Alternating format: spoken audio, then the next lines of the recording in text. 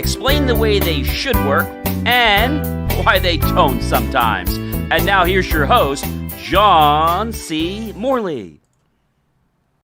Okay. Yeah.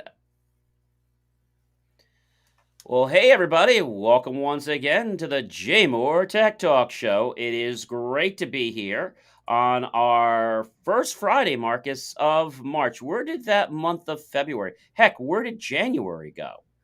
It's like they never existed for the most part. And here we are almost a full year into COVID also. And that's all changing and morphing, and pretty soon Yeah. people are going to be getting back into live events. But I think we're going to have more of a hybrid world where there's going to be people that are going to still be in the cocoon, even though things are safe. They're going to Yeah. be looking for an excuse to, it's not nice to say, they don't want to go back to work. Because once things are safe, people are still making excuses, Marcus, and this is just so ridiculous. You got that right, John. Hey, whatever floats the boat for some people. But you have called these things in the past, and that's why I call you Prophet John. Well, I have a little quick story. I'm not going to name the guilty parties, but they know who they are. So, about a few days ago this week, I was seen by a few million people on one of the networks. And I wasn't doing anything bad. I was giving my motivational tip of the day, which I do every single day. I pick a letter of the alphabet and I give a tip of the day to improve the quality of your life. And lots of people liked it. But within a few days, it's like my third day of streaming, my streams went from 60 seconds to 30 seconds to then all the way down to 15 seconds. And then I couldn't stream past 7 seconds. And pretty soon on Sunday, I couldn't even stream at all past a second. It's like, sorry, your camera can't record. I'm like, what? I tried different network connections, different phones. I said, this is insane. And at first I thought it was maybe the network, the cable company. Then I thought maybe it's just an issue with the platform I'm using. I'm not going to mention the name. Mhm. And I said, I'll give it some time. But on Sunday, I could not stream my motivational tip. I said, okay, I know what I'm going to do. I'm going to record it like I used to do, and I'm just going to upload it. Seemed pretty smart, intelligent. Well, it worked. That night, when I went home and I started to click different things in this platform, Mm. well, I couldn't click things. Certain things were not allowing me to click. I figured I'll reboot, check for updates, still no issues. And I said, this is just getting so crazy. There's nothing that says I did anything wrong. And then all of a sudden, I get this notice that I have possibly breached a community standard, Mm. a security community standard. And due to that reason, my account has been suspended.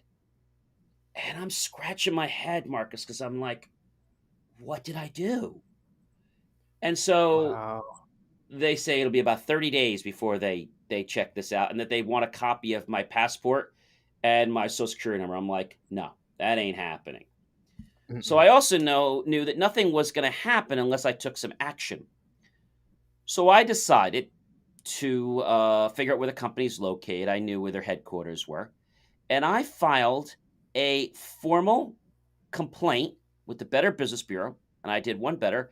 I filed one with the Department of Attorney General's office in their state. I then went to see, because they're publicly traded, most of these social platforms are. I pulled any company that was over 2% of investment in their shares. I then Mm. called these people and I emailed them a copy of the actual complaint that I filed. And I just let them know, hey, you don't know me, but I just want to let you know that since you have X shares, and I literally broke it down for each company. You own 11.2% at 10 billion or whatever. And I was like, so I just want to let you know that, you may be brought up if charges are placed on this company, because the people that you invested in, well, they didn't act in a very professional manner, and I think they're just not being fair. And it has nothing to do with free speech because I should have free speech, and it's nothing to do with security, I should say. But yet they say it was security infraction because that's how they were able to block me. Because if it was free speech, Mhm. they can't just take me off the air for that reason. Right. So strange thing happened, Marcus. I went to bed. Took me about 4 hours to do this. This happened actually on Tuesday of the week. So that Wednesday, I had finished everything, got everything off to them, and now I am realizing that that Wednesday morning when I get up, I go to check this particular platform, and it says "Welcome back," and I was like, "That's interesting." And then I see all these things that they claim I did wrong. They just disappeared in a fraction of a second. So the moral of the story here, Marcus, is you don't own social media.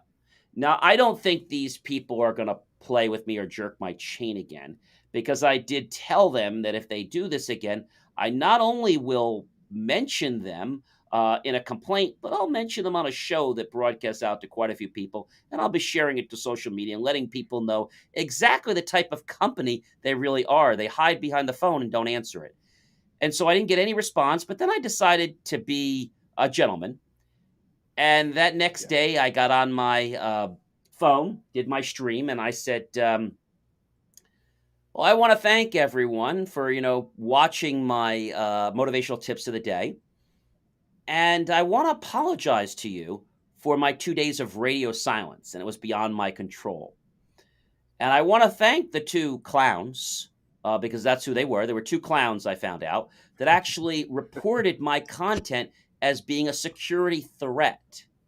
So I want to thank them for being jealous of my broadcast and letting them know that, in the future, you need to grow up.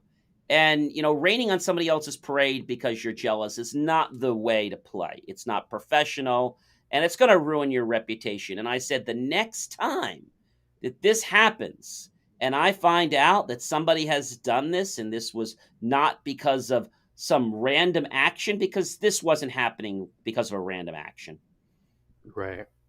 I not only will file a complaint against that company, I will personally come after and sue you. Everyone got very quiet. They didn't want to comment on anything I said. They were just like, for a day or two, there was like this stillness, Marcus. But the moral of the story is that, when you're right about something, you really got to toot your horn and make sure that people know. Because why was I going to suddenly, you know, give into this because maybe something wasn't to their standard, but it really was. Somebody made a click that said, hey, his content didn't comply. And their computer systems just said, okay, we're not even going to check it. We're just going to go ahead and just suspend him.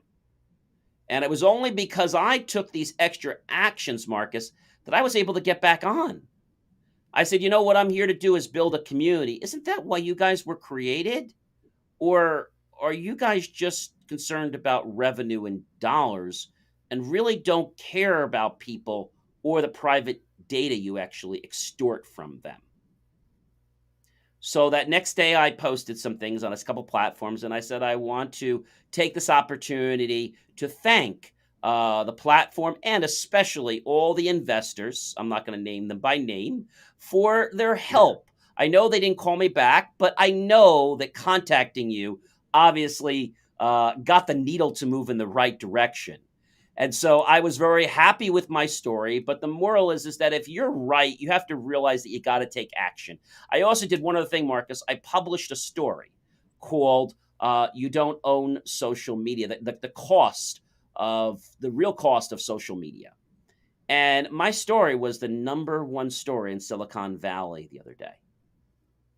Wow. I just so all I did was just take a little thing. So one person can make Yeah. make a difference, but you have to do the right things and you have to address it with a professionalism and a respect, and also not an attitude toward them, but just looking at the facts.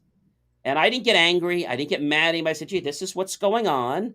I just filed Mhm. a complaint. I just wanted to make you aware of it.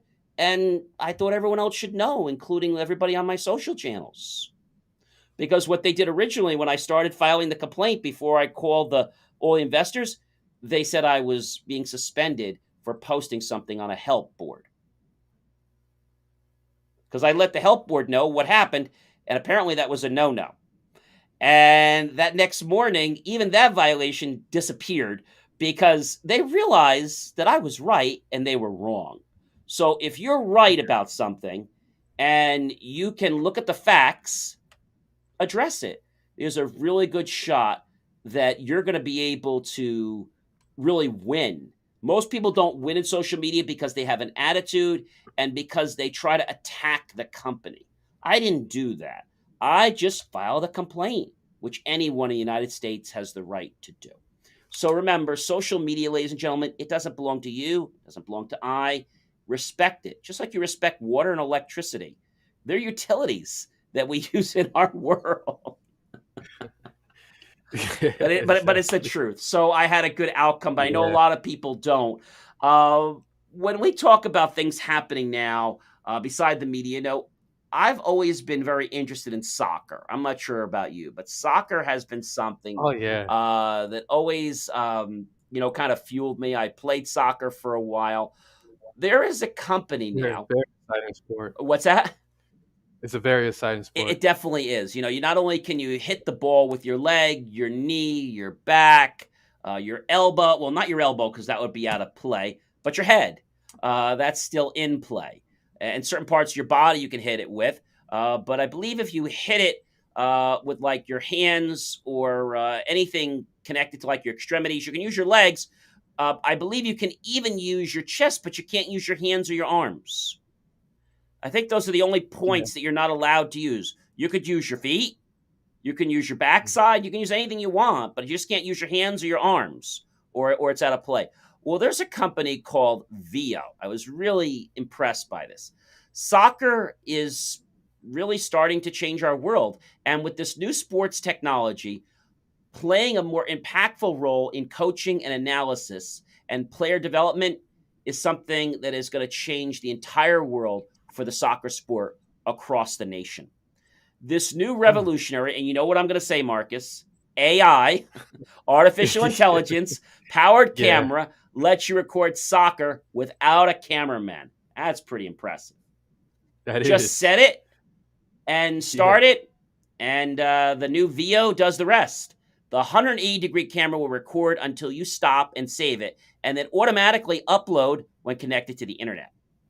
So they're getting a lot of requests about this, and receiving the recordings from the game as a panoramic view of the entire field is something that's now going to be not just a concept, but actually a reality. The AI software then detects the ball to present you the broadcast view that follows the play of the ball. Very similar to what was happening, in football, which they did a few years Mhm. ago. Right. And you have the option to mark your own highlights, download and or share them with other players, coaches, families, and friends. And today, 99% of all soccer matches don't get recorded. Did you know that? Yeah, that's pretty like the most fascinating thing about this, and I found that quite surprising because these matches like they bring in fandom across the globe. Yeah, they go for blood at these matches. They This do, is not a friendly and the fans are pretty soccer or intense. football game. Yeah, the soccer fans are more brutal than the football fans I've found. They are. Especially when I watch some of Yeah. these Italian games, and I have Italian background from my mom's side. They really they go for the jugular. You better not be in the goalpost because if you are, well, you're going to become a sandwich. And the soccer camera is going to be the complete solution, they're saying, for soccer recording, coaching, and analysis. So it's going to provide a lot of value to the game that's been missed. And I think the reason that it has been, let's say, left out of the ballpark is because soccer is a very fast moving game. Not that football isn't, but soccer moves a lot faster. Soccer's like ice hockey, and that moves really fast. Oh yeah, So you definitely. can't have traditional cameras following the puck or following the soccer ball. I bet we're going to see this technology for ice hockey very soon. That is the perfect crossover. This will definitely work for that. And boy, people are going to be on their seats for this. You can imagine what that's going to be like and how that's going to improve just strategy on the hockey field and much more. But I think it's going to help people of all different ages, Marcus, that maybe didn't understand the sport so well, but they're going to get an understanding of how to play the sport better and be able to Yeah. learn at all different ages. So I think that's going to be quite amazing. And AI, we said it. It's really shaping our world. And I think Yeah. there's a lot that's going to come to the table, but I'm still a little worried, Marcus. And you know what I'm going to say about artificial intelligence and security? That's my biggest concern right now. Yeah, and I was talking with a gentleman the other day, and the biggest stressor behind it is it's just like a firearm.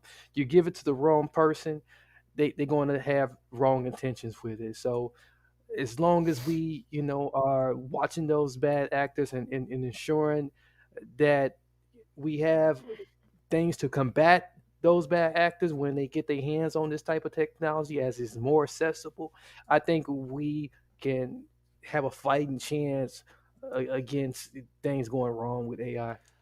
Well, speaking about the balls and things like that, let's Mhm. talk about a new type of soccer ball that's recently come out. It's actually called they call it Dribble Up. Now this is amazing. This is a soccer ball that has artificial intelligence in it. Yeah, that's right. You heard me correctly.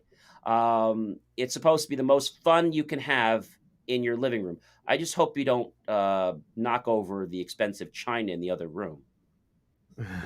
So Dribble Up is this artificial intelligence ball that has lots of different things. It can figure out how many juggles, which is basically when you're using the soccer ball at the between the toe and like the metatarsal of your foot, and you're basically kind of like pushing it into like a circle. They call that a juggle. Yeah. Say that word a million times fast. I won't try.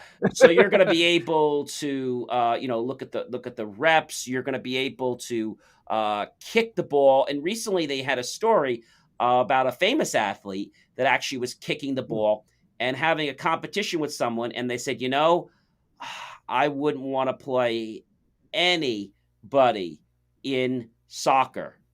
Or what he really should have said is, I would play anybody in soccer except this guy, because Yeah. he thought soccer was hard. But when he played this one pro athlete with the ball, his world changed. And he's like, this person's intense. And so I think when you have artificial intelligence and when you can learn about how it actually can make you a better player, I think that's the be all end all. But speaking about sports, Marcus, an interesting sport is water skiing. You ever water skied before? No, I can't even swim for that matter. So I don't think I'll be getting on any water skis. Well, I'm actually a Pisces, and Pisces are supposed to love water. I do really enjoy water. I love Yeah. to swim. And our next guest, who's coming up in just a moment, he is a skier and he's an active member with the Pewaukee Lake Water Ski Club. Hopefully, I've said that correctly. And Pewaukee. he is a person that did something very remarkable. He actually figured out how to get people to water ski that have disabilities. Mm. And he is proud to be the U.S. ambassador for the Disability Channel, which is also here on the Transform You Media Network, another fellow podcaster with some other great people. And he is someone that is an engineer. He's very active in politics, but he just really wants to bring a level of education to people so that they can treat these people in the disability world not differently, but give them the accommodations that they need. And I believe that's something that our world is definitely lacking. You have to have a real level of patience to do that. And you have to also understand that this is a world that you're going to get a lot of resistance in.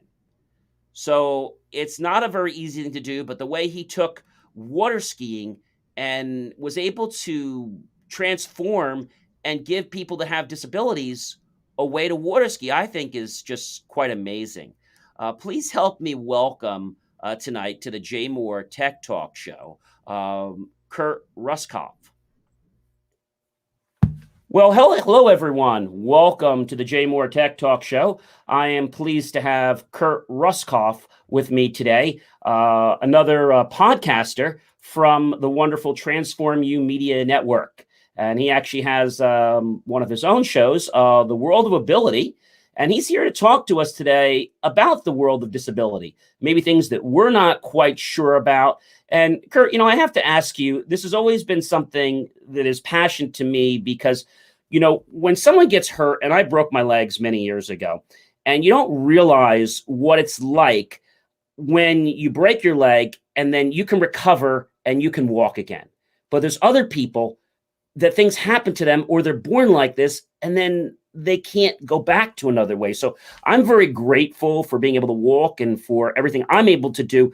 But I know this is something that's important for us as a world, as a country, to embrace, because I feel a lot of people are just, I don't want to say ignorant, maybe they're just too busy. So I have to ask you, Kurt, what actually got you so passionate in wanting to be involved with this type of program, with doing the podcasting? Just give us a little rundown on that, if you would. Well, first, the devotion in disability advocacy is sparked from a friend of mine who is a self-advocate, a public speaker, and I came to know him, and I happen to be a water skier, and I do water ski shows and with the team. And what I did is I set up with some of our water skier buddies to have him ski. He's a power wheelchair user, spastic cerebral palsy, and he would ski in a sit ski. Well, what happened was he introduced us to another friend that's also has cerebral palsy, power wheelchair user, to sit in the sit ski instead for a show. And when we were all ready with him to go, I was told no by the president of our club and another board member. And what this did is it just, really created a self-inspection for me, because I started to think about, why is this that we have a sit ski, we have everything we need, other buddies were ready to go with this, but leadership is telling me that this isn't going to happen. And so I really got in the middle of the barrier, and it became very personal because I love to water ski, and I was all in vibe to share that, to ski with a buddy and to say, okay, I'm going to do cut and jump skis, stand up, and my buddy is going to sit on a sit ski, and we're going to ski together, and it's going to be out in a show, which I've been loving to do for 35 years. And we've been water skiing with people with disabilities for 30 years. And so with the podcasting, I connected to Marcus Hart because, like we're doing right now, I thought this type of conversation needs to be available to other people. So thank you for bringing me to your audience.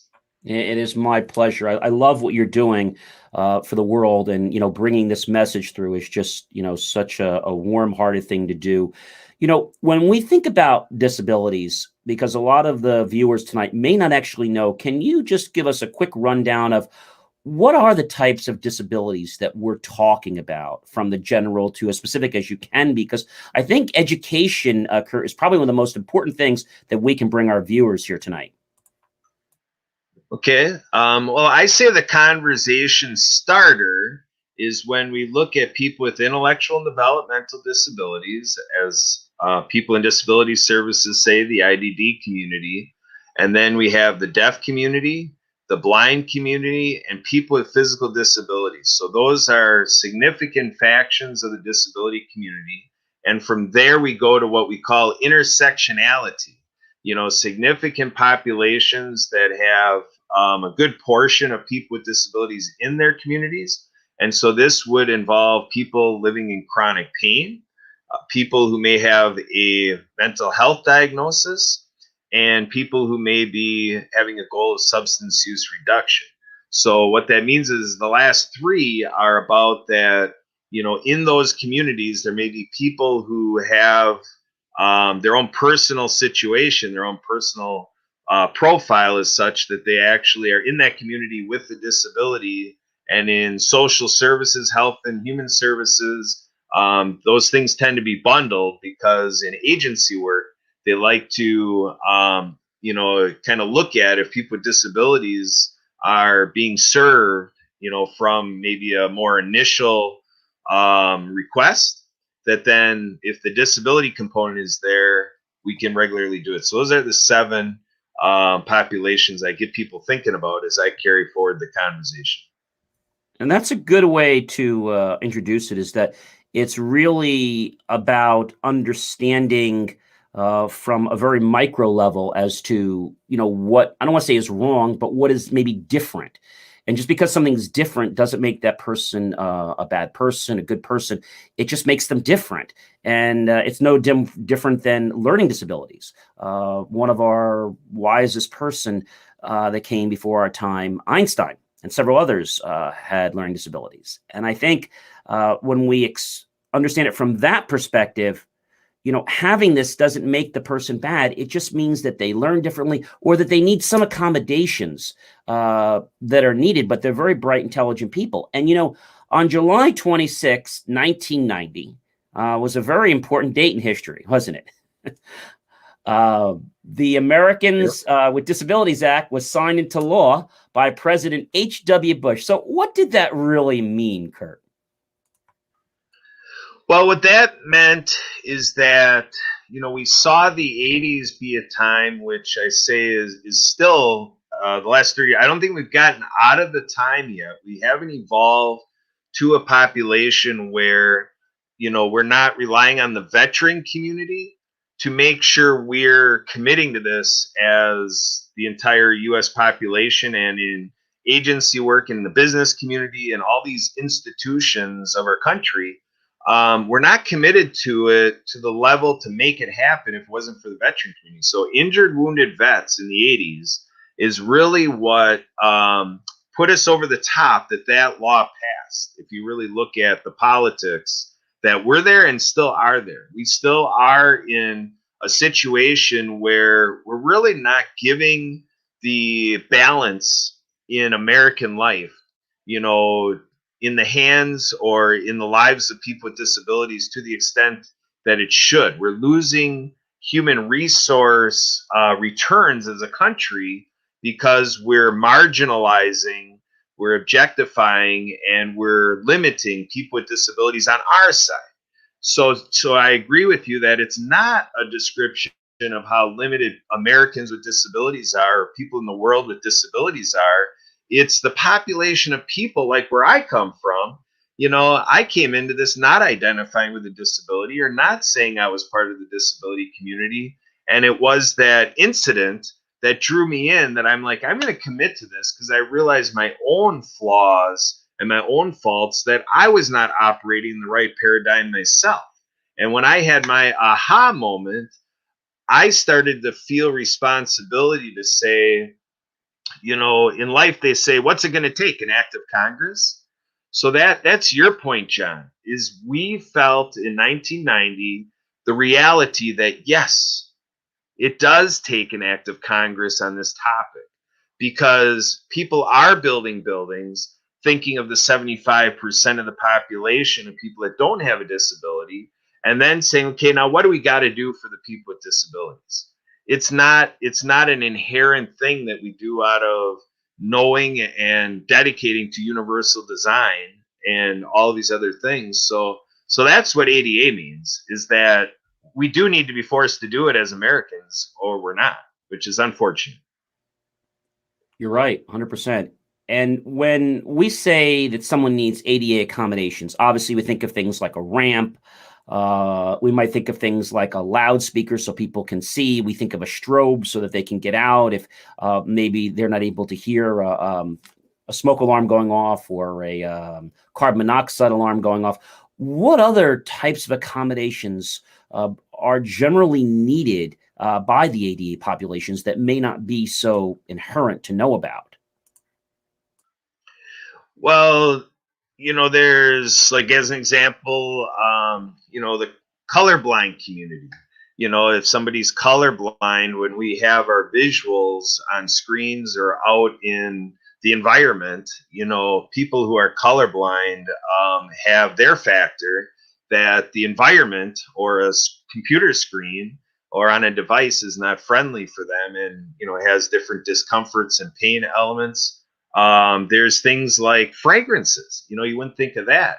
If somebody has a chemical insensitivity, they're protected by ADA because that could affect their inclusion, in events or at the workplace or in the medical environments or in travel. If we're using those fragrances and stuff like that. So, there may be, companion. Well, I don't want to say companion animals or pets, or not really wouldn't be pets then, or there'd be service animals, and there might be emotional support animals and so forth. There's all these different things that enter into it. So yeah, for sure, the deaf community, for sign language interpreters, having things transcribed, like you've done for one of our World of Ability shows, you've transcribed that for us, and for the blind community, that if they're not benefiting from the visuals, that we say, oh, the J Moore logo is blue, it's got a little red lining in the background, and and it just, or to say like I'm wearing black glasses and stuff like this, so that people can kind of participate, but things are verbalized. It's So kind of can like you in a just keep building. going with this? It's like in a building where you're walking around and you would see these bumps for Braille, so that blind people can actually find the numbers to a doctor's office, to a location, something like that. So there's something else that's important, and ADA is not something that's just for getting around to hospitals or public buildings, but there's something called ADA in the workplace and reasonable accommodations.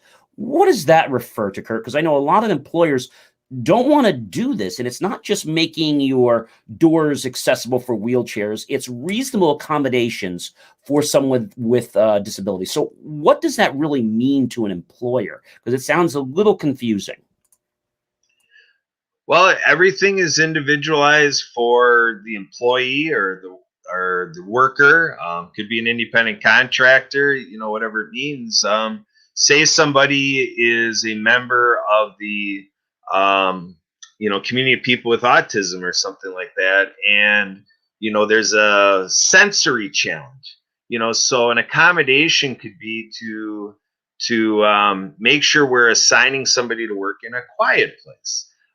It could be dexterity issues, like if somebody has mobility challenges, to have like a trackball mouse or something like that, because there may be limited finger movement. It could be if somebody is blind, that we make sure all of our computer systems or all of our devices and everything work friendly with all that assistive technology that people in the blind community use to turn the visual stuff into audible participation, and vice versa. It could be if somebody's in the deaf community, that we start to get resources in for a sign language interpreter in the transcription. It could run the gamut. I mean, in the mental health community, we could talk about agoraphobia, so to make sure that we're not formatting work that somebody's a part of a conference or something because their mental health diagnosis falls into that, they get shut down if they're in rooms with a lot of people. So that's not their environment that way. So it's a lot of things that could be. So just to pay attention to the individual and help them do the work that they're hired to do. And I think what you mentioned about people being in a room, especially like in a courtroom, a lot of times attorneys do this intentionally, and it's wrong. And they're actually directly abusing the person because they're playing on their weakness. It's almost like, Superman. We don't talk about superheroes a lot, but Superman actually, in the cartoon, is allergic to kryptonite. So it's like, we're putting the kryptonite of these people who have an ADA disability in front of them, which is really not fair. I have to divulge back to someone that I think was really great. So many of you may not know. I don't share it often, but I'm an Eagle Scout. And the reason I bring this up is when I was doing my Eagle Scout project, I wanted to do something that people would remember and that wasn't going to be, something that was just going to go away or to get a badge just because it was something for me. I wanted to do something that was going to be in people's lives forever and ever. And so I worked with a foundation called the Wayne Handicap Foundation. And this is when my eyes opened up. And there was a great gentleman. His name is Gene. God bless his soul. He's actually passed away many years ago because I became an Eagle Scout. I believe it was in 1983. You had to make it, I believe, by your 19th birthday. And when I was doing this program, I said, I want to do something for Gene and for the center. And so I decided to do a holiday party. You couldn't mention Christmas or Hanukkah. You had to keep it secular. So I did a holiday party. But that was a lot of work because not only did I have to get the people, get the Santa Claus, and get the companies to donate things like the perfumes, etc., and have them wrapped.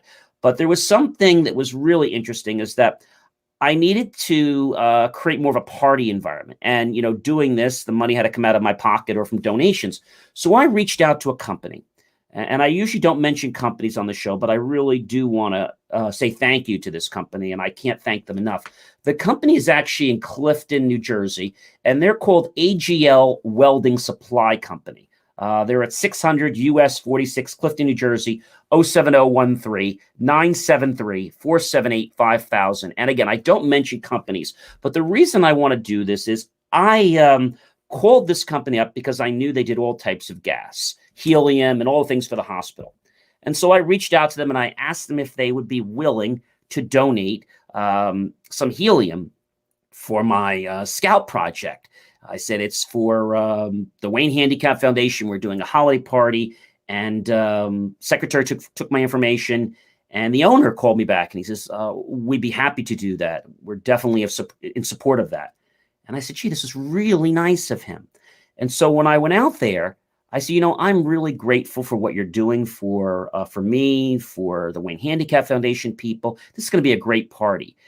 He says, well, I think what you're doing is great. But I have to tell you, the reason that I'm helping you so much is because my son has a disability.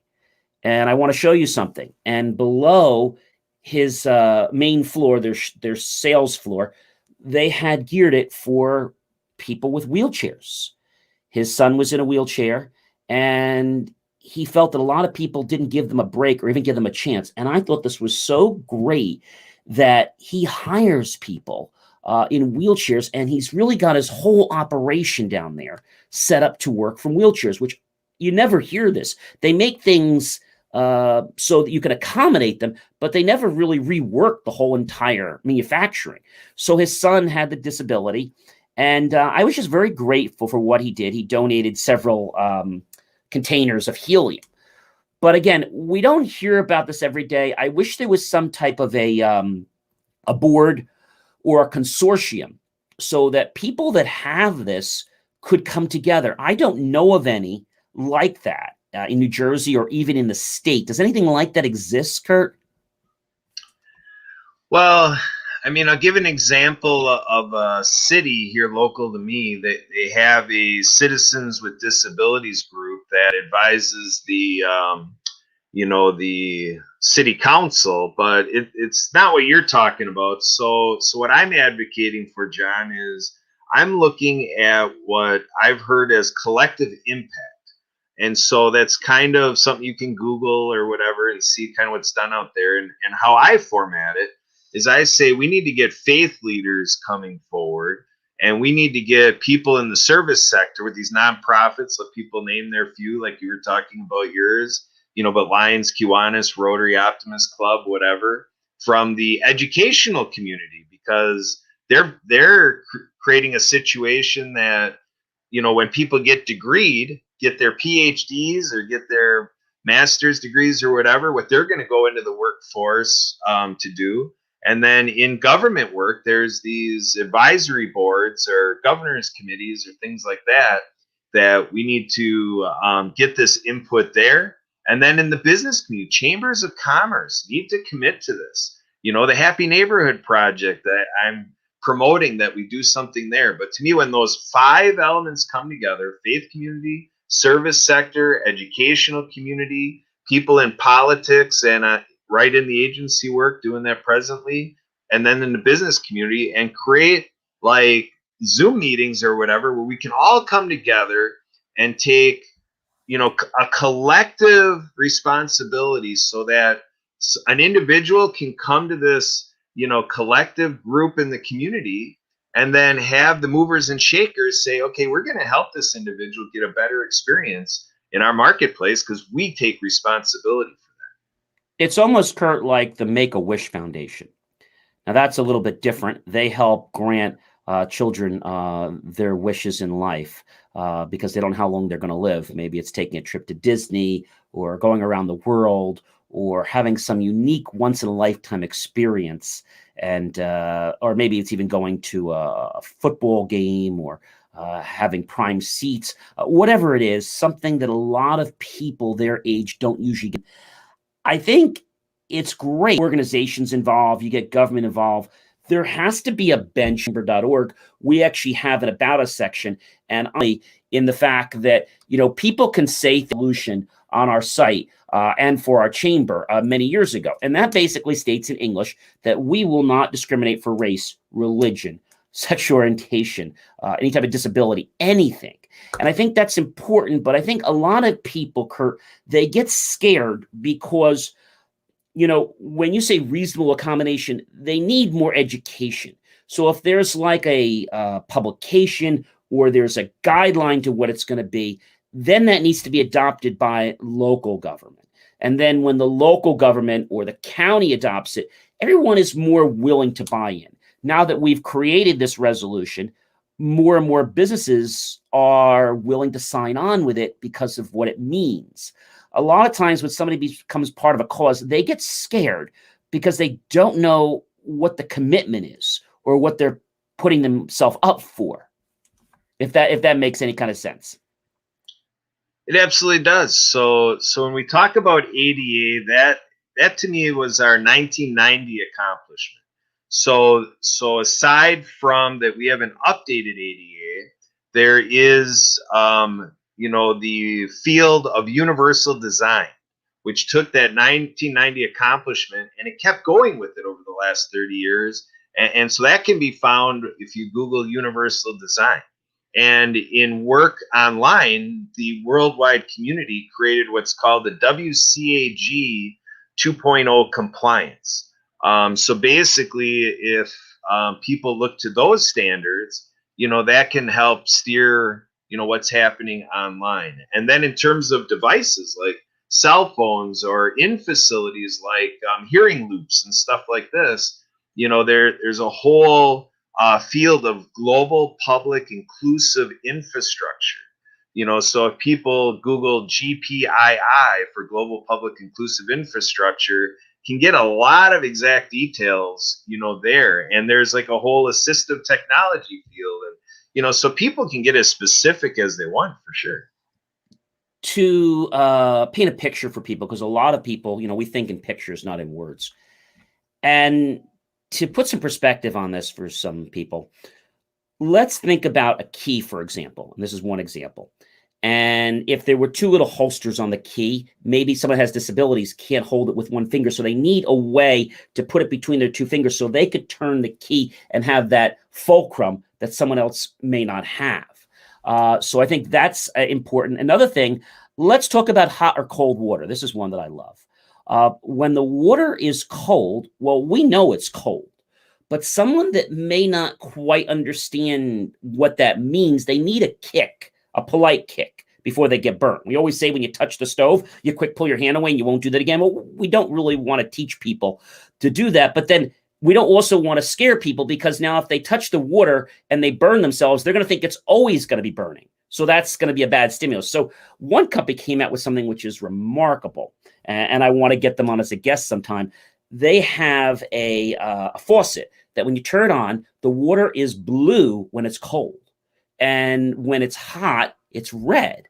So the hotter it is, it gets like a... So I think that is just ingenious to where it's going. And these are not terribly expensive accommodations. And they're things, I believe, that should be part of any building structure. I know the building code people would probably kill me, but it's something that I believe is really not above a big price tag.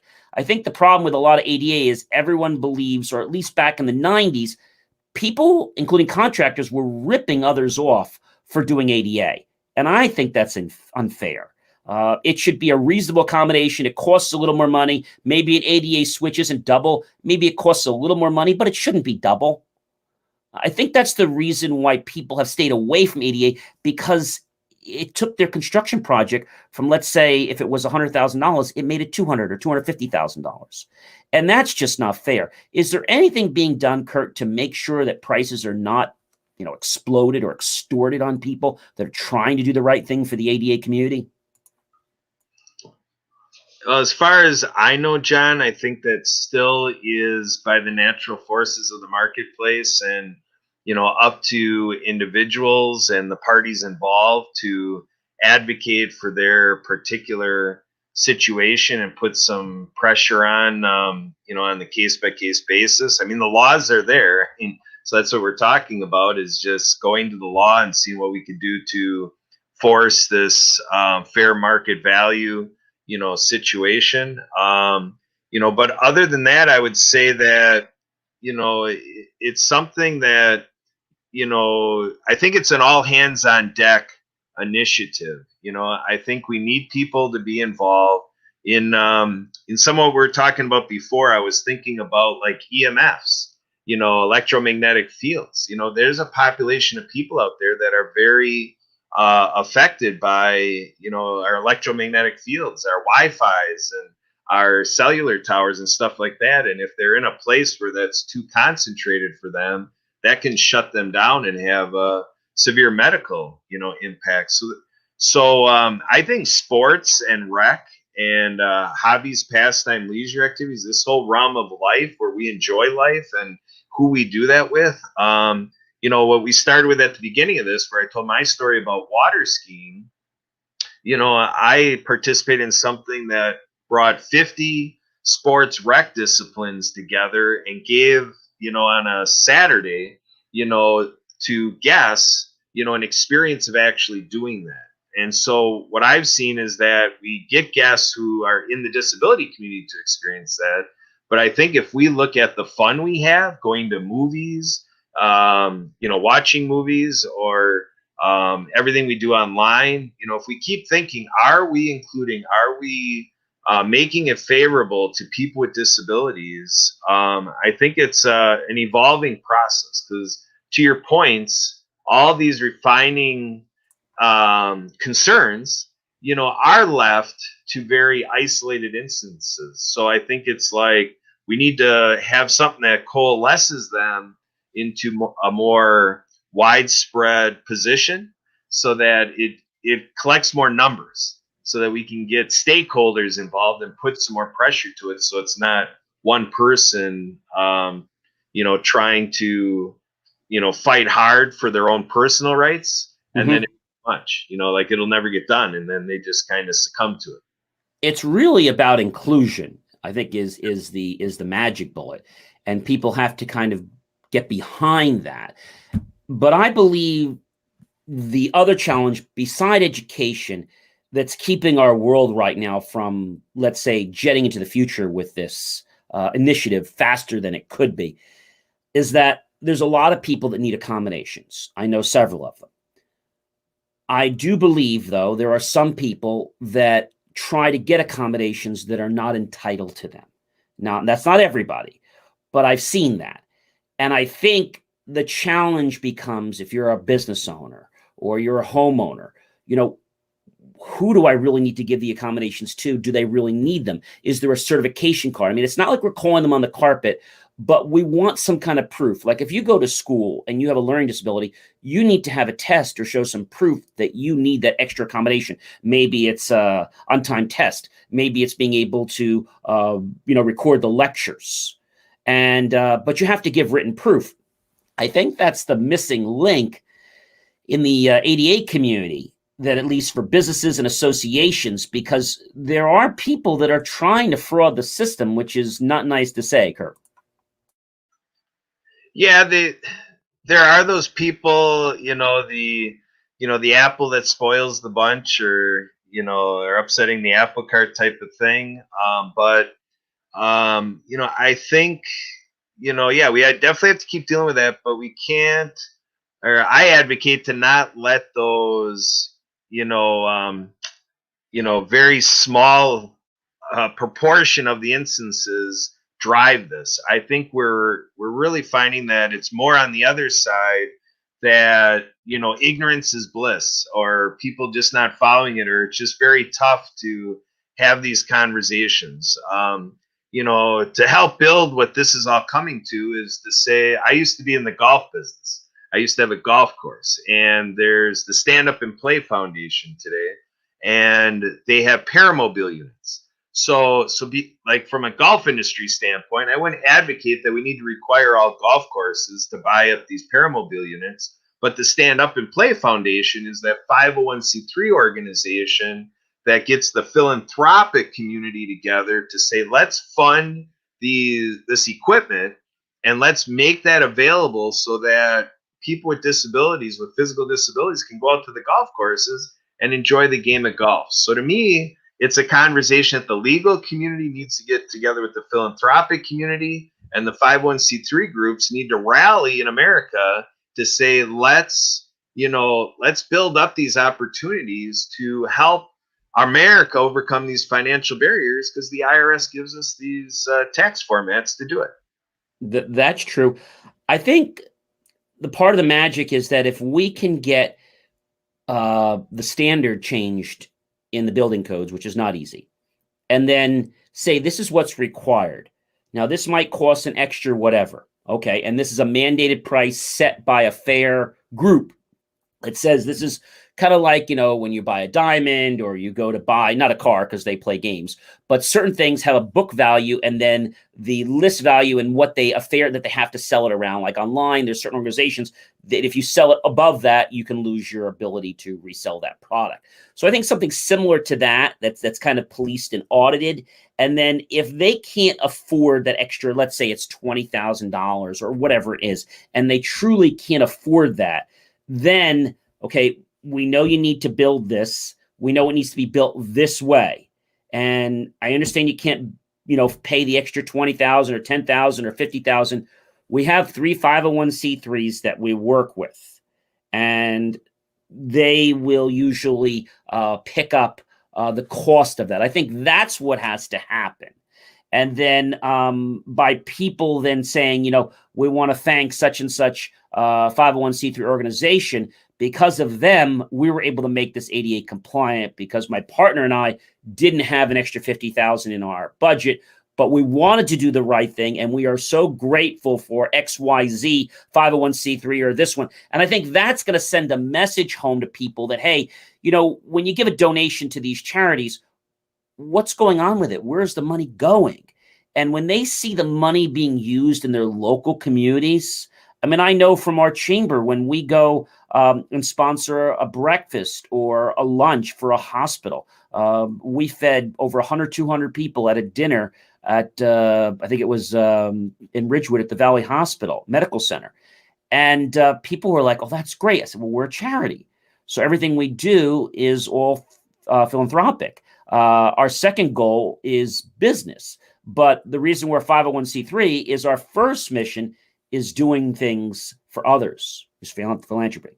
So I believe it is education. I believe it's something we have to just keep, chipping at. and eventually more and more people will get it. But it has to start with Washington. It has to start with updating the codes. I don't think this is something we can attack at a local level.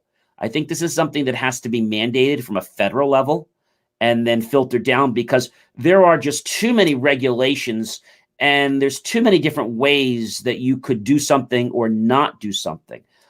My last question, Kurt, for you, because we're almost running out of time, is in websites, there's something called ADA compliancy. So what do we mean when we talk about a website having to be ADA compliant?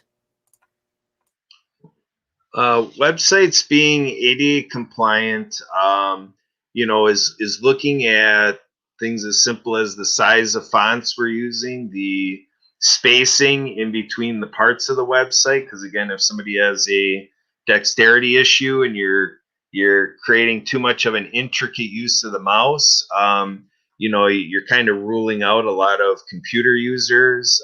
Again, for the colorblind community, or in terms of assistive technology, the ADA law is there to make sure that when we're building this field of websites, that people with disabilities can also access the website. So that's what ADA is describing, is that friendliness, user friendliness for people with disabilities, for whatever their circumstances may be. And so if somebody's a person who's deaf, then that they're getting the closed captioning, or that you got the visual and the audio balanced out there, and it's something that can be used by all people browsing the internet. What we started doing, my marketing company started doing a little while ago for some of these large corporations, is when they have a website, we allow them to change the font size, so they can pick what font size through a few popular ones that they can see it at. And then what we do when it's someone, let's say, that's maybe colorblind, is they have pages on the website that they can click on and it will read the entire page. This is a picture. Here is the caption. So I'm not saying every little thing can be done like that, but I think as long as the service that they're looking to access is available for them to understand and get enough information about it, I think that's really what ADA compliancy is. And it does take some planning. It does take some time, because Google right now is not really rewarding people for being ADA compliant. Maybe that'll change down the road, but they're not rewarding people. So I would think that if they decided to do that, more and more people would. But what I learned, Kurt, which was really interesting not too long ago, is that if you are a company and you are 15 or more employees, you can get charged some hefty fines for not having an ADA compliant website. And that's going to be pretty soon. Not today, not tomorrow, but I know that'll be coming in the next couple of years, on the roadmap. But my last question I have for you, Kurt, is this. So when we're talking about ADA today and what we can do, what would you say the message is to everyone? Because we've talked about a lot. What would you like to leave our viewers with tonight about ADA, if there was like 1 or 2 or 3 points that you really want to drive home? Because again, we've talked about an awful lot, and we encourage you to go back to our website and not only watch the show again, but because we're ADA compliant, you can also read the entire transcript within a couple weeks. So what do you have to say to that, Kurt?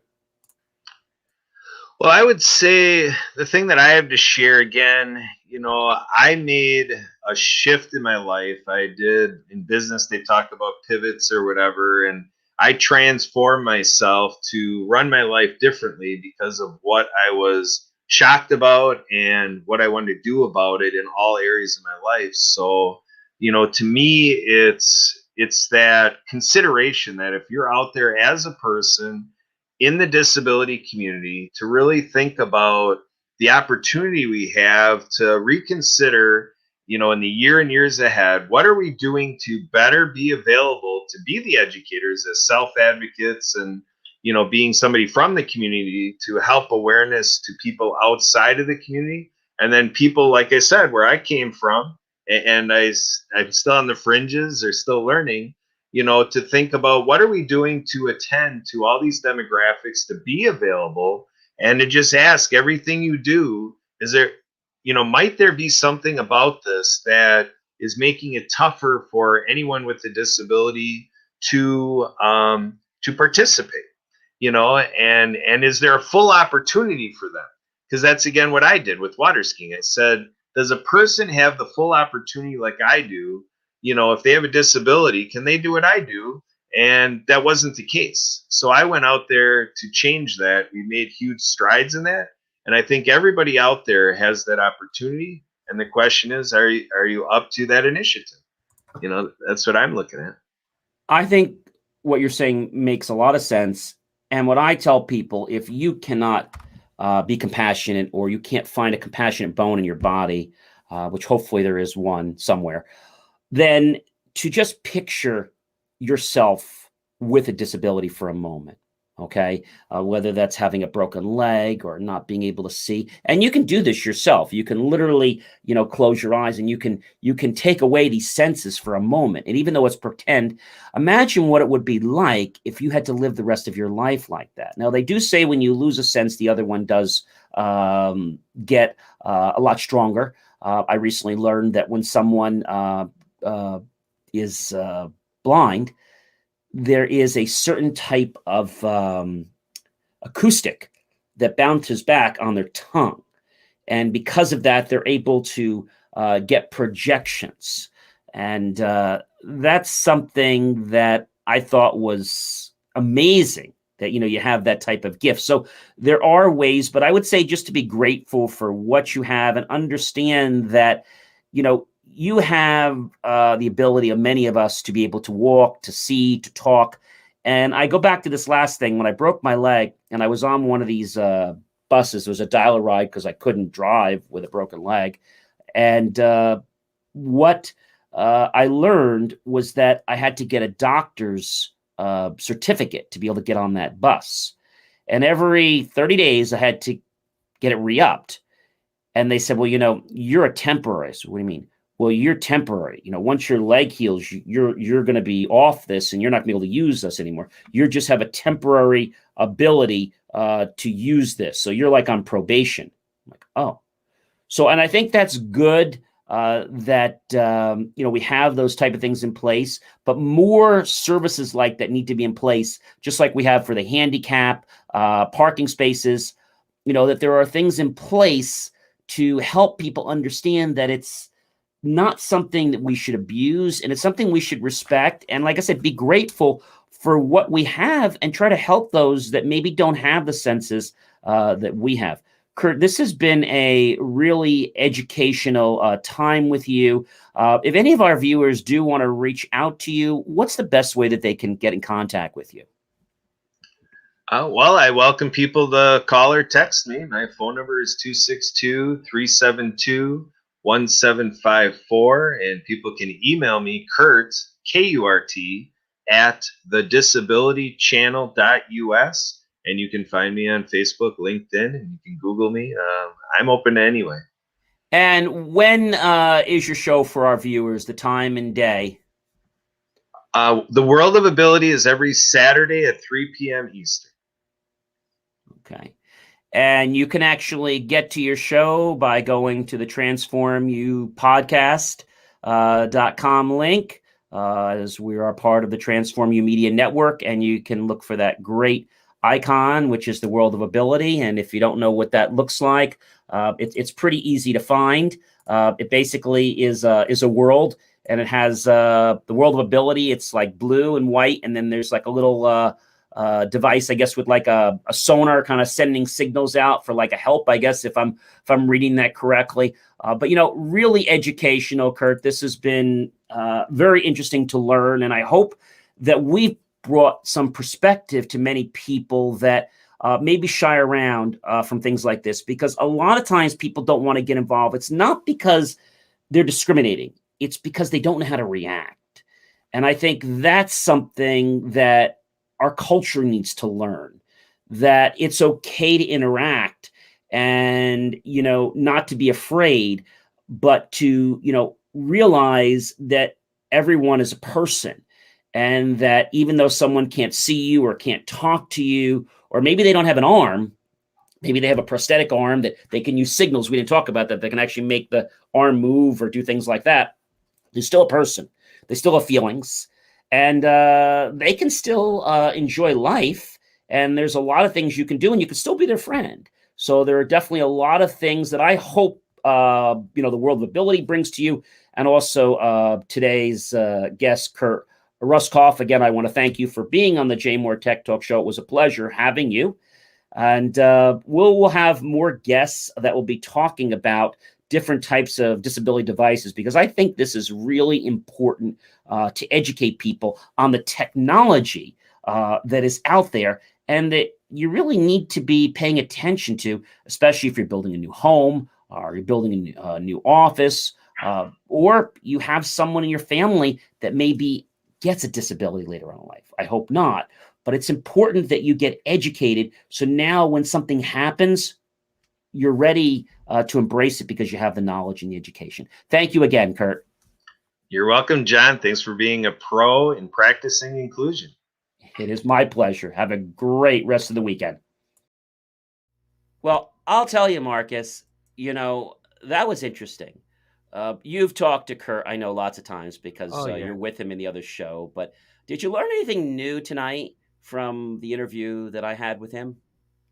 It's always eye-opening, and you do such an excellent job of asking the right questions to get these guys to open up. And I did definitely learn some good things, and it definitely helps me to better appreciate just that community of people that goes underneath the radar. That's what I got most out of the conversation. Yeah, it's that he has a lot of potential, and I think the desire right now for people to want to help others with disabilities, I think is something that is not a luxury, but a necessity. And I think we need to embrace that. And really, we always talk about, whether it's racial discrimination or whether it's sexual orientation discrimination or whether it's jobs or whatever other types of discrimination we have, we really don't talk about equality when it comes to disabilities. Right. It's like implied, but we always say we don't discriminate for race, religion, orientation, sexual orientation, but we don't say disability. Why isn't that in that caveat? I'm missing something, Marcus. It should be in there. It really should, and it's something that's so universal across the board. Anybody can, at any time of their life, can be affected by this, and it's got to be a bigger conversation. So I gladly appreciate you bringing on Kurt. You definitely did your job today.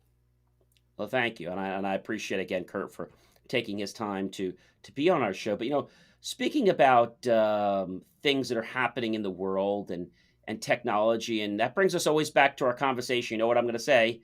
COVID. Yeah, something that's definitely universal. Yeah, that's very universal. 5 ways tech is being used to fight COVID. This is interesting. So number 1, Amazon Web Services, or AWS, is launching a new global initiative. They're committing $20 million for Amazon customers working on diagnostic solution for COVID-19. The funding will be provided as AWS in-kind credits and technical support to help research teams use cloud technology to tackle this new monumental challenge. That's nice. I think that's a good use of their money and their resources.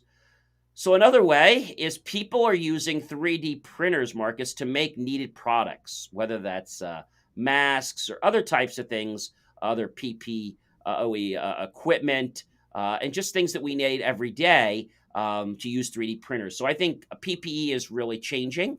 Another thing that's happening is that manufacturing companies are stepping up to produce supplies. And I think we need to, tip our hats off to all these companies that are normally making products, whether we're talking about beer or we're talking about wine or we're talking about other supplies, and they're retooling their assembly line to make things like the PPE and also to make things such as the disinfectant lotions. So I think that's really great that we as a country are stepping up, and that so many of these companies are doing this. And you know something? They're not really making any money doing this. No, They're it's not. doing this Yeah. just to help our country. Mhm. I know one particular company that actually was bringing so much solution, and they were providing it for truckers. Not too long ago, I was on a national truck podcast, and I was so grateful to hear that this one company was just bringing in truckloads of this so that the truckers could go and fill up a small bottle, a big bottle, because there really wasn't a place for them to go get some. What were they going to do? Stop in a quick check or a convenience store? I don't think so. And a lot Yeah. of these trucking places, they had it, but they were charging the truckers a lot of money for it. And so I think it was great that this company was able to bring in these truckloads of liquid so that they could fill up whatever containers they had and not have to pay for it. I think that was just really paying it forward. Google, who we've mentioned once or twice before, is using DeepMind to help fight COVID. Google's using technology to fight COVID in two major ways. First, the company is working with the United States government to develop an educational website to host resources on COVID 19. That's nice. Yeah. And the idea they're saying is to create a central location, or I guess I'll call it a repository, where people can learn about the information and still be able to sift through the misinformation. Because that's always the challenge, whether you're on a Yeah. social media platform or whether you're on a website, which is the right information. And as part of Google's fight against COVID, the company has contributed its DeepMind program to its AlphaFold system. Both systems are part of the Google Artificial Intelligence Solution Initiative, and they're adding the DeepMind, which is going to aim to predict the protein structures related to the SARS-CoV-2 virus that causes COVID-19 in order to create effective treatments. I think that's just stellar. Oh yeah, this is definitely great. This is definitely going to go a long way as we continue to rally forward here. And HPE Aruba created a medical ferry. I think this is kind of hot. The Aruba and HPE company installed a network on a ferry that turned into a medical ship to help people affected by COVID in the Nigeria region. And Aruba is continuing to provide pop up COVID 19 clinics and temporary hospitals across the United States, the United Kingdom, and the European Union. I think that's amazing. Yeah, that's pretty amazing.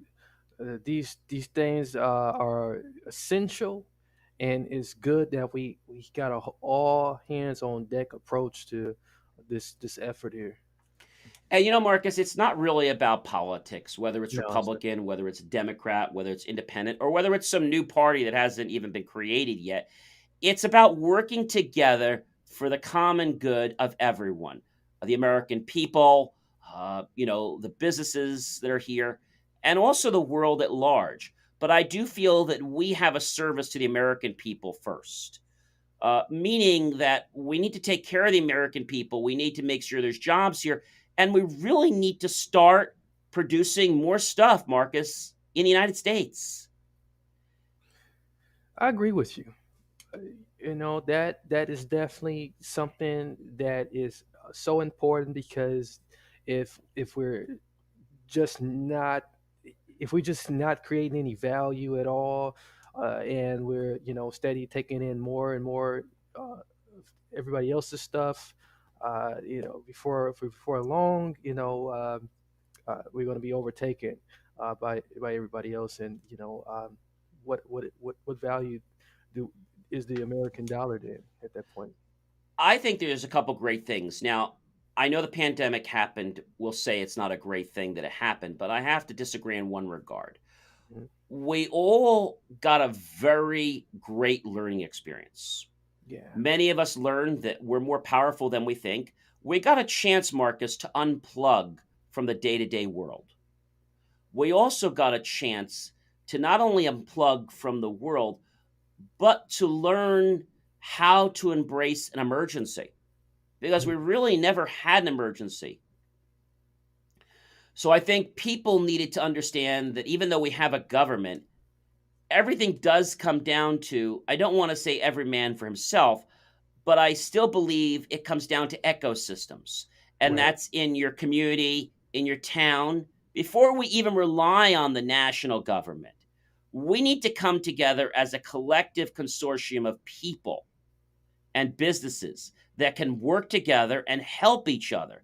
That's what I think I've learned, frankly.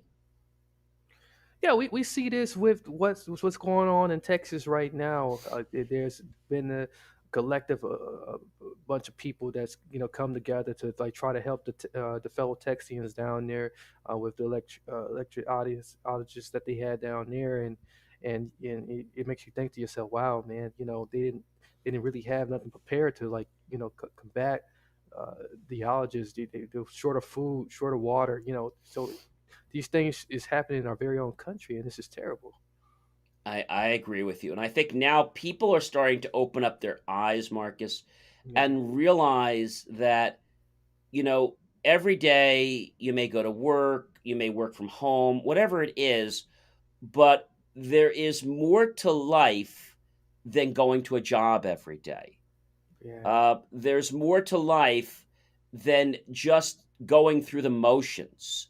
Because I think many of us, when we were in these more extreme lockdowns, I don't know about you, but we kind of just felt like we were going home and, eating and going to sleep, or staying home, having lunch, having dinner, going to sleep, and then getting up the next morning, taking a shower, and doing it all over again. And it was like this repetitive process where you really had no contact with anyone except when you went out and you were like all, suited up with armor to go buy yeah, a single roll of paper towels or right. toilet paper, or just to get milk or other staples for the home. Hmm. We really are starting to appreciate that we have to give our life substance. We have to enjoy every single moment of our life. Because when we look at our life as a machine that is route, our life goes by very quickly.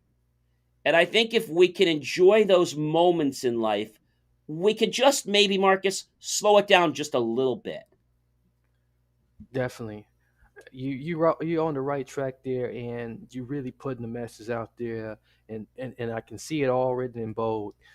So this is so true, and I hope moving forward into the coming years here, we start seeing some real transformation in the way we do things. Yeah, absolutely. I am so glad to see that people are coming together. Like I said, they're coming together as a collective, and I think that is something that we have to understand. And people that don't want to understand that, I think they're doomed for failure. But enough of my rant on that. Recently, there was a Yeah, spaceship that took off. You probably heard about it, and yeah. it took off without a hitch, and it landed without a hitch. But then it exploded seconds later. I don't think that was a very successful test flight, if I do say so myself. No, this is That was terrible. the SpaceX's Starship prototype.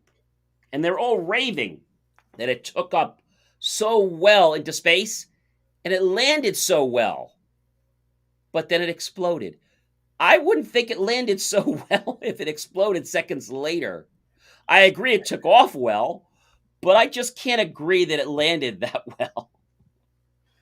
No, you can't really call any explosion a success. If it's going to explode seconds later, this is concerning. That means someone didn't do something right somewhere. So they got to tighten up on this. They got an incredible program, none the least, over at SpaceX. It's incredible what they're doing. They're you know, uh, doing things at lightning speeds over there, and I think Hmm. they're moving way too fast to the. Yeah, I Uh, think everyone is very zealous between Mr. Musk and also the CEO of Amazon, who stepped down, as you know, not too long ago. I think it's that battle, and that's what's making this so hard. Is that they're each fighting to get something that's going to be first, but they're really not putting the R&D into it that I would expect as an engineer. It's just being done very carelessly, to be honest with you. Yeah. But in other news, General Motors is actually looking to build a second battery factory in the United States. That's actually good news that they decided to stay home and not send it overseas. They were talking about, before all of this happened, there was talks about, sending this thing somewhere in a different country. But it's good to know that they're going to be staying close here. I think a lot of people are realizing that the initial cost to do business in the United States are going to be more money.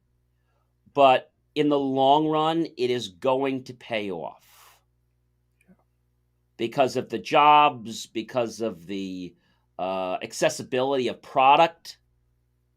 I think that's what many of these companies are starting to understand. And already the two companies, General Motors, basically in the LG Chem Limited, they are basically building a 2.3 billion battery plant in Northeast Ohio that's expected to open next year and eventually supply enough batteries to power hundreds of thousands of vehicles annually. The new plant is likely to be a similar size investment that some of the other people have said and have seen that they recently opened up in Detroit.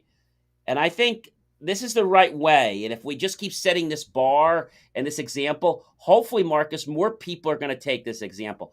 That's what I'm praying for. Yeah, it's like what the guy we were just talking about, Elon Musk, said is that if more automakers took on this mindset, we can lower the cost of cars. We can rally forward into making more electric cars readily available to people.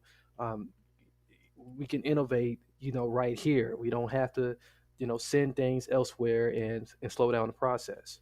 And we don't have to pay for logistics cost either because it's going to be a Exactly. lot cheaper if they're going to be right in our own city or right in our own state or right in our own country. It's going to be a lot cheaper to manage the logistics. But we're going to talk about another friend of ours, and that's Google. Google's user tracking crackdown has advertisers bracing for change. Companies that gather data on their customers are going to be in the best position to weather Google's decision to rein in tracking. I'm a little concerned about this Mhm. because there isn't really a standard. And just the other day, I was learning even more. We always knew that they captured data on us. Right. But one of the platforms, Facebook, actually has something I'm not sure if you all know about it. It's called basically off-site data or off-web data of Facebook. And what that is, Marcus, is when you install your app, your Facebook app on your phone, you're basically giving it permission to learn everything about the apps you use. If that's dating sites, if that's buying a pizza, if that's Grubhub, buying tickets with Fandango, if we're going to the movies again. They're starting to learn about stuff you do, including what you're shopping on Amazon. And all these companies, Marcus, are sharing this information. They're all guilty. Yeah. I just see that when we have things for free, there's a problem. And I feel that as long as our country is not paying for things, then there's a problem with how we can orchestrate that. If we're paying for something, then I don't think they have the right to take our data. So this is why we're speculating to why certain types of advertising may cost more money for users to have because it will protect their data. If that's going to become a reality. These are just some of the things that they're toying with. But I really feel, Marcus, that this is not just Google, it's not just Facebook, it's not just Amazon. We're talking about a multi-trillion-dollar industry. Mhm. These companies, Marcus, don't make money off of the little ads that you and I buy. They don't. No. They make their money, it's not nice to say, by exploiting the data they collect on us. So you can go into Facebook, you can delete this data, but even though you delete it, I really don't think it's gone. I think they still have it. And they say that they'll stop collecting it. And when they stop collecting it, then you don't have access to their app from another app. Like if you were posting from Facebook to Instagram, but they own each other, you wouldn't be able to do that if you didn't allow data sharing. So I feel that they're not really explaining to people what they're doing, Marcus, and that's the biggest problem, I say. Yeah, and the government, they're not hip on it, or they are somewhat hip on it, and they're are being lobbied. So with that being said, we become their slaves. Uh, the more and more Right. we are just surrendering to it for free. As you said, if we're not paying for it, we're the slaves. I think we have to ask ourselves, do we want things for nothing and have the possibility that our data may be compromised? I mean, you pay for an Alexa, for example. Okay, so this is a perfect classic case. You're paying to have Alexa every month. Okay, you pay for this fee to basically you buy the device is what you do. I don't think they have a monthly fee anymore. They waived it. So that's really what it is. You pay for the device, but every month your service is free. Right. So if they charged you a fee like $19.99, $20.99, would people want to pay that? And would companies really want to do that? Because now they're losing big revenue. Mm-hmm. I don't think it's a problem that they're taking the data as long as people consent to it. But if you don't know what data they're taking, it's like somebody stealing candy from a baby. Oh yeah. And you just let them have it because that's just how it goes. Yeah, it's gonna always be implied consent. So we'll have to see what's going to happen. Yeah. I just see there's probably going to be some type of lawsuit that's going to happen. I don't know when. Yeah, the whistle's going to have to be blown sooner or later. Yeah, and when it's blown, I don't think they're going to be able to re-blow it again. I think it's going to blow a separation. I think what should happen, Marcus, is companies like Facebook, Instagram. I think there needs to be a breakup of a monopoly. I think that like Facebook has too much of control in that platform. Maybe the advertising should go to one company and maybe the other should go to another company. But when you break it up, are they going to want to still be part of it? Because advertising is their main piece. Mm-hmm. I just feel that that's what has to be done. We need to break these companies. Like they can't own more than what they have, and if they do, that's gonna be a problem. Yeah, totally. But our last story for the night comes to us courtesy from an area in India. The multilingual voice app helping Indians shop online. This is interesting. So they tackle the new language barrier. The company's target market is people who don't live in cities and do not speak English. That's very interesting. That is very. So the internet was supposed to be an economic leveler, is what everyone says. Mm-hmm. But only a small proportion of Indians are using the internet services for digital transactions. I did not know that, Marcus. They are not using it as much as we are in the United States. So it's creating a huge gap between those who participate in the digital economy and those who can't. So with Niki, they are now bridging the gap. And in northern Indian state of Rajasthan, the app has been used for more than 10 million online transactions since 2018 and by 550,000 households. Niki is currently available in Hindi, Bengali, Tamil, and English, a common second language in some of the India areas. So the company is looking to introduce 7 more languages and hoping to expand to 10 more states by mid-2022. So this is very interesting. We always thought that India was ahead of everything, but I never realized that they had a disadvantage. Did you? No, but what this tells you, this is a real clear indicator that they're starting to have more buying power, and so they need to bridge this gap. That could be good for us, Marcus, and it could be bad because I still feel that when product is purchased, whether we're talking about masks or we're talking about cell phones, 9 out of 10 things you buy right now come from China. Yeah. And I was talking to a manufacturer that makes shower heads not too long ago. And the person was telling me, John, we have 90% of our products, or 95% of it, is made in the United States. I said, well, that's fantastic. What about the other 10%? Well, the other 10% is because I can't get magnets um, any cheaper than I can in China. So that tells me something. It tells me we as a country need to look at what we're weak on and start taking our government to build up these weak areas in our economy. I think our technology is good, but it's not as good as China. I No. mean, they are just blowing ahead of us. Yeah, and the more like countries like India get more buying power, and their gap is closed, they only shopping the the countries that are producing like China.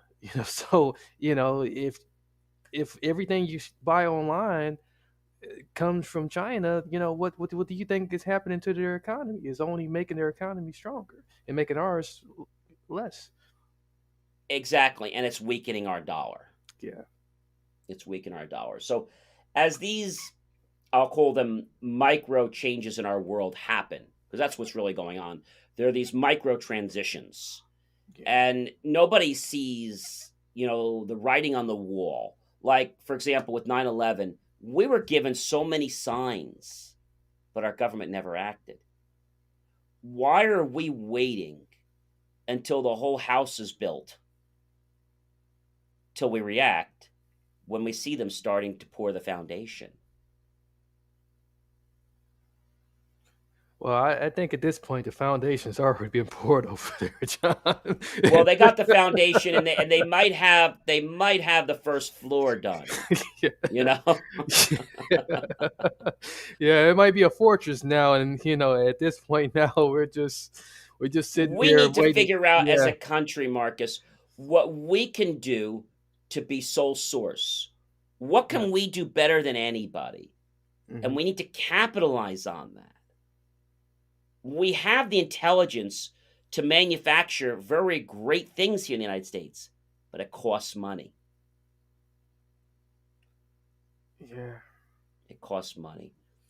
So I feel that whether we're talking manufacturing or whether we're talking about textiles or whether we're talking about service businesses, we're always going to be getting people from these other countries trying to come in. But what I'm seeing a lot, Marcus, whether it's online or wherever, these people are trying to come in, and the first question I ask these people is, "Where did you learn how to do that?" "Oh, my team does that." Okay. So I asked the next important question, Marcus. Where did your team know how to do that? Oh, they know. I understand they know. But where did they go to school to learn that? No, they've been doing it a long time. And they dodge this point. And I'm so sick of this because they don't give people in the United States a truth. They give us a snow job. Yeah. And then what happens is somebody goes and hires them to do work, and then they're not happy. Or you get people that you ask them to do something for you, and something like giving you a quote or putting it in writing or giving you a reference, they like zone out, like they don't get it. And then when you tell them something simple like, this is my time zone, respect it, they shouldn't be messaging you at 11 o'clock or 2 o'clock in the morning. I have learned, Marcus, that these other countries, I have a lot of respect for these countries when I communicate with them. I would expect the same level of respect when they communicate with me. What time do you go to bed? What is your time zone? Okay, it's 2 o'clock here, so it's 2 a.m. what's the latest you work? And sometimes they do work weird hours, but Mhm. it's important to understand that standard because I feel that they just think they can just knock our door down because we're desperate for them. We're not desperate for them. And I think we need to send that message back, Marcus, that we're very intelligent here in the United States. And there's a lot we can do. And we have degrees and education to back it up. They have an empty promise that they've learned from some YouTube course. And I think that's a problem. I think that is what's wrong with the economy. People are saying they know stuff. They don't have the field experience. They have some book experience. But would you hire somebody that doesn't have field experience for your business? I wouldn't. No. But they just keep coming back and saying, hey, we can do this for you. We can do this for you. And when you ask them, where are your references? What can you do? Where did you learn this? They dodge you. And it's almost this whole culture. But a lot of the guests, I got to tell you that, I've interviewed in the past and I have some others coming up. They have a different level of ethic. It's almost like when I hear about what they're doing, whether it's being in China or other parts of the country, they seem to approach this totally different than the rest of these people. It's almost like they came out of two different molds. Mhm. And these people get that they have to work. The other people don't get it. They just feel that they're going to work their way in. And this is the real caveat. I want to share this with you. A lot of times these people come out to you and say, okay, I don't want any money. Okay, I don't want any money. I just want to help you. I want to learn from the experience. And then what they try to do is they don't take any money, but then they give you a ridiculous ad budget and tell you that it's going to cost this amount of money. So, well, the ad budget on Facebook's only $10. How did it get to $300 a day or $300 a week?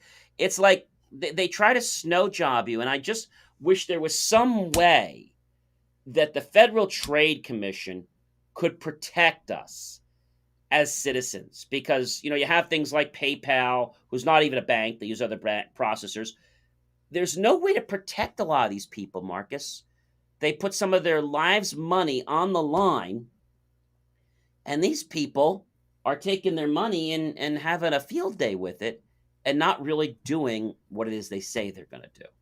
There's no level, Marcus, of accountability. That's what's wrong with us doing business with a lot of the internationals. It's not everywhere, but it's some places. And there's just too much of it going on. I completely agree with you. I have had that same personal experience.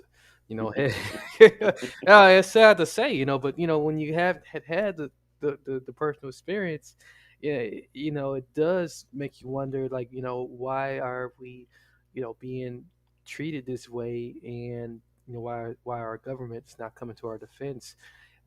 It's like anyone not saying anything, or are we just the silent entrepreneurs who just continue to just take it uh, to the heart, and just cry in a corner and then come out and say, okay, well, I just rally on, and so.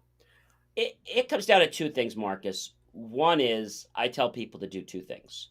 Mhm. First thing you should do is you should put the money in an escrow. Yeah. Now, there are lots of companies online that do escrows, and they range from 1%, 5%, 10%, and they hold the money in escrow. I had a gentleman one time, and I said, gee, I'm going to put the money in the escrow. You know what he came back and said to me?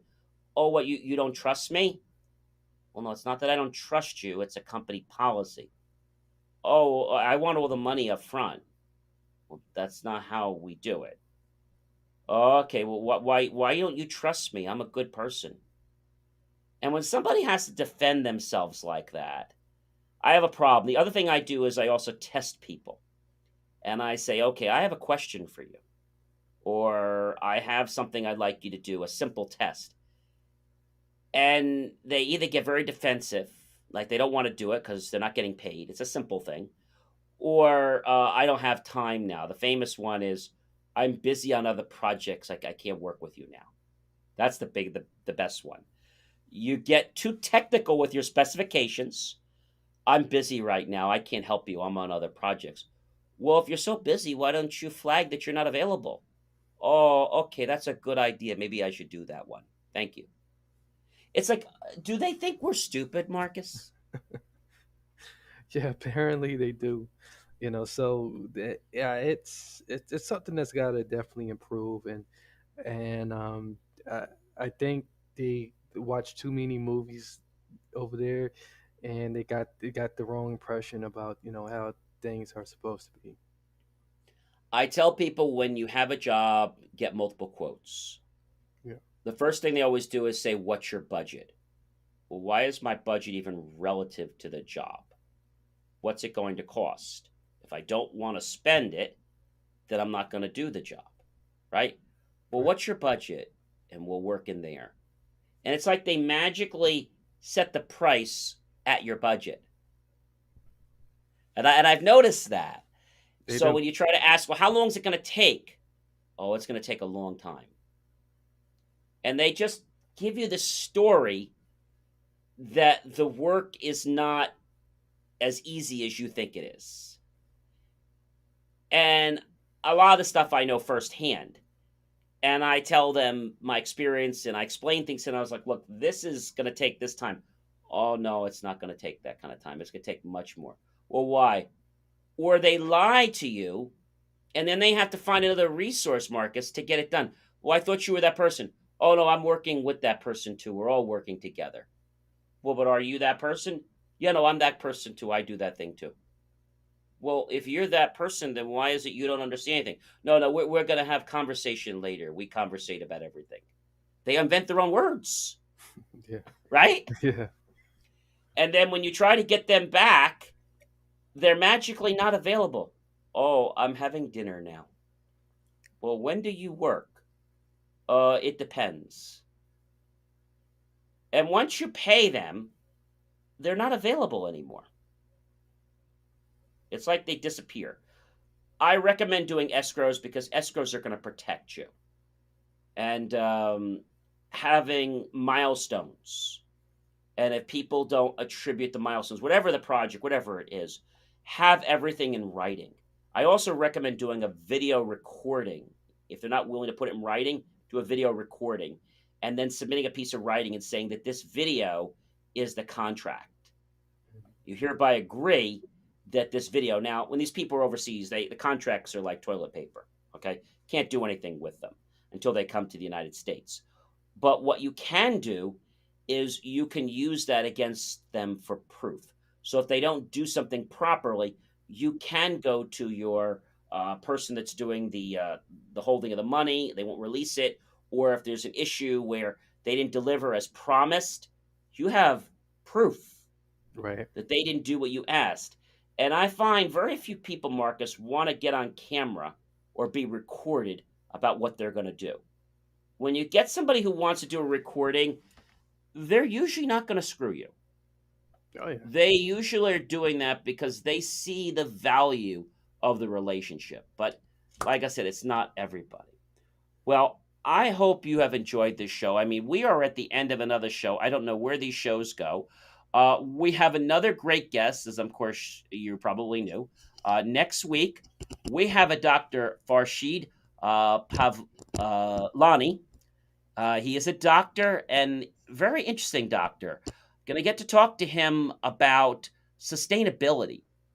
And he's an expert when it comes to things like the waste of a company and how we put so much waste out there that we could be turning into resources for our own companies. So that's going to be a great one. And I do want to allude to we have another great guest coming up, but at the end of the month, we have a gentleman who is going to talk to us. He is the first man to ever make a cell phone call in the United States, ever. So the first cell phone call ever to originate was with a gentleman named Martin Cooper. And so we're going to get to talk to him. I'm really excited to talk to him. And he's just an interesting man from reading his bio and what he's doing. He's another engineer. So, really got some great, great people coming up. And I want to let you know that if you have an idea, ladies and gentlemen, for a show for the Jay Moore Tech Talk Show, you can visit us at jmor.com. you can go to where it says reach out, contact us, and tell us what you would like to see on the show. Who would you like to see on the show? Would you like to be a guest on the show? Please remember that it is about value. If you're coming on the show to sell us a phone or a pencil sharpener or any other type of gadget, well, we're probably not going to accept your application. So we're looking for people, entrepreneurs, serial entrepreneurs, business owners, executives, thought leaders, innovators from around the globe that are using technology and have a story to share. I'm not looking for people that wrote software and are looking to sell the software. I'm looking for people that have a story. Like, why did you write that software? And what is that software doing? And why is it different than other people? And if you have a value statement and your interview does not have plans for telling me the price, well, we're probably a match. But if you have the agenda of you wanting to tell my audience about the 3 tiers you offer and how much it costs for the removal of the support agreement, we're probably not the show for you. You probably should go to Facebook or LinkedIn or Instagram and buy some ads. Or if you'd like, you can talk to our ad department and be an advertiser of our program. But our show is about value. So I hope that you'll continue to tune in to us.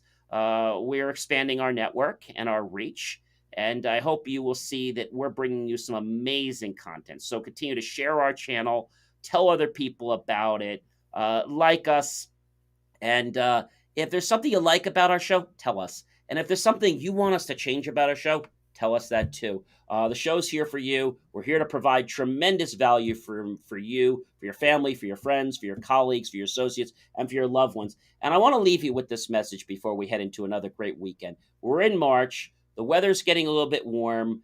Be smart. If you're going outside, take a nice walk. You don't have to wear a mask if there's not people around you, but carry the mask in your pocket. If you come across some dog walkers or maybe some people by you, don't be a jerk. Put your mask on and be respectable. We're going to get through this, but we really need to understand that us getting through this is about human compassion. We're all going through the same challenge. So let's realize respect. Let's treat people as people. And I think when we do that, you're going to start to see that other people are actually not as bad as you portray them to be. I'm John C. Morley, serial entrepreneur with the Jay Moore Tech Talk Show, and my co-host Marcus. I always want to thank you for joining us, and we're going to see you next Friday right here, 5:30 p.m. Take care, everyone. Thank you for tuning in to the Jay Moore Weekly Technology Show, where we answer your questions about how technology is supposed to work and sometimes why you have challenges getting it to work that way. For more IT support and tips, just text IT support to 888-111. That's IT support to 888-111, and you'll get tips on technology. I'll see you next week right here on the Jay Moore Tech Talk Show. Remember, jmor.com.